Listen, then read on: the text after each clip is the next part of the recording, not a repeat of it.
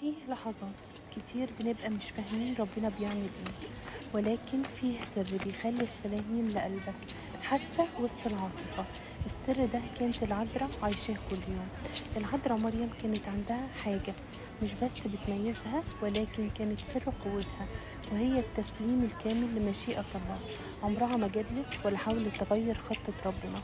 حتى لما الملاك جالها بخبر غريب وصعب، قالت بكل هدوء: هوذا أنا أمة الرب، ليكن لي كقولك. الكلمة دي مش بس إيمان، دي ثقة عمياء في إيدين أب محب. تخيلوا الموقف: شابة صغيرة في بداية حياتها بيجيلها الملاك ويقول لها إنها هتحمل من الروح القدس. أي حد مكانها كان ممكن يتلخبط أو يخاف أو حتى يسأل كتير: ليها أنا؟ طيب إزاي؟ ولكن العذراء ما دخلتش في جدال، وقلبها كان مليان ثقة، وكانت عارفة إن الله ما بيعملش حاجة عبث، وإن كل خطوة في حياتها محسوبة بحب. لما قالت ليكن لي كقولك، كانت بتسلم مش بس حياتها ولكن مستقبلها كله بين ايديه، حتى ولو كان الطريق فيه صلب وألم. ودي أعظم صورة للطاعة، إنك تقول أمين حتى وإنت مش فاهم كل حاجة.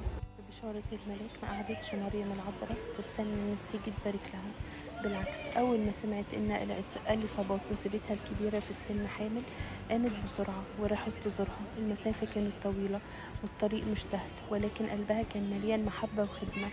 تخيلوا، هي لسه عارفة إنها أم المخلص، ومع ذلك مش شايفة نفسها ولا مركزها الجديد ولا معجزتها. كل اللي شايفاه هو احتياج إليصابات.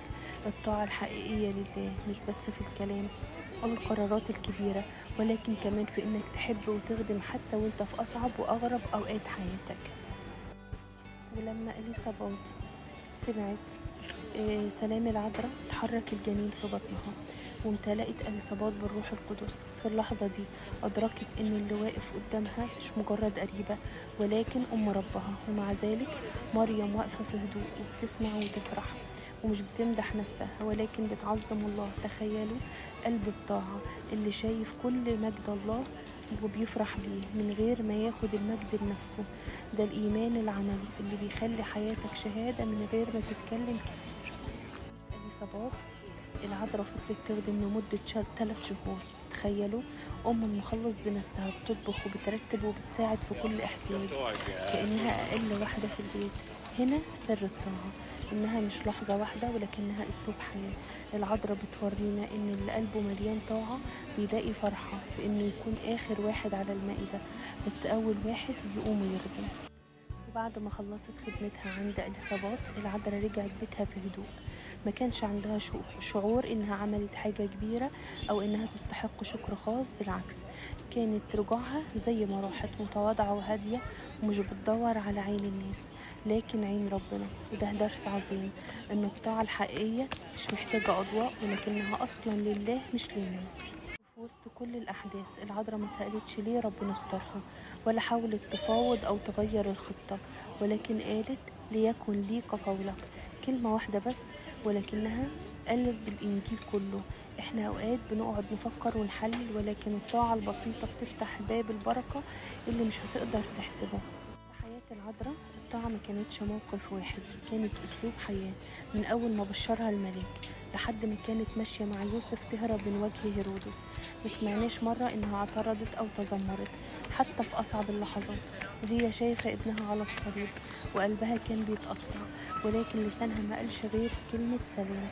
وده بيدينا صورة واضحة: الطاعة مش معناها إن الطريق هيكون سهل، ولكن معناها إنك واثق في صاحب الطريق حتى لو مش فاهم كل حاجة.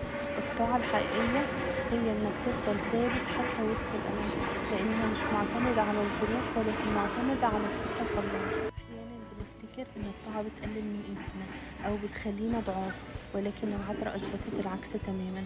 طاعتها هي اللي رفعتها وخلتها أم النور وأعظم امرأة في التاريخ. الطاعة مش خضوع أعمى، ولكنها إدراك إن ربنا شايف الصورة كاملة وانت شايف بس جزء صغير. لما تسلم له وتقول له ليكن لي كقولك، انت بتختار اكبر قوة في الكون، قوة مش بتتوقف على قوتك الشخصية ولكن على قدرة الله التي لا حدود لها. الطاعة أوقات بتكون تحدي، خصوصا لما ربنا يطلب منك حاجة مش منطقية في نظرك. والعذراء لما سمعت إنها هتحبل من غير راجل، ده كان ضد كل المنطق البشري. كان ممكن تقول إزاي وتكتفي بالاستفهام، ولكنها سألت بفهم وبعدين سلمت بقلبها. الفرق بين الطاعة الحقيقية والطاعة المؤقتة هو إن الأولى بتتولد من الإيمان مش من الراحة أو الفهم الكامل. الطاعة الحقيقية بتقول حتى ولو مش فاهم، أنا واثقة فيك يا رب. مريم بتعلمنا إن الطاعة مش بس في الكلام، ولكن فعل متكرر كل يوم. هي ما اكتفتش بقبول دعوة ربنا مرة واحدة، ولكن عاشت كل يوم في تنفيذ مشيئته. حتى الأعمال الصغيرة كانت بتعملها بروح الطاعة، سواء كانت بتخدم يوسف أو بتربي يسوع أو بالتسير في رحلات شاقة. الطاعة الحقيقية بتبان في التفاصيل الصغيرة قبل المواقف الكبيرة. بنعيش الطاعة احنا مش بس بنرضي ربنا، ولكن كمان بنكون سبب بركة لغيرنا. العذراء لما أطاعت العالم كله أخذ الخلاص. انت كمان طاعتك ممكن تكون سبب خير لناس عمرك ما كنت تعرفهم. الطاعة مش بس علاقة بينك وبين ربنا، ولكن تأثيرها بيعدي الحدود ويمتد لناس وأجيال جاية. وزي ما العذراء علمتنا، السلام الحقيقي بيجي من التسليم لإرادة ربنا. لو الكلام ده لمس قلبك، شارك الفيديو علشان يوصل لكل حد محتاج يسمعه. وما تنساش تعمل لايك وسبسكرايب على اليوتيوب وفولو على الفيسبوك علشان تفضل معانا في باقي الحكاية. العذراء معايا ومعاكم. أمين.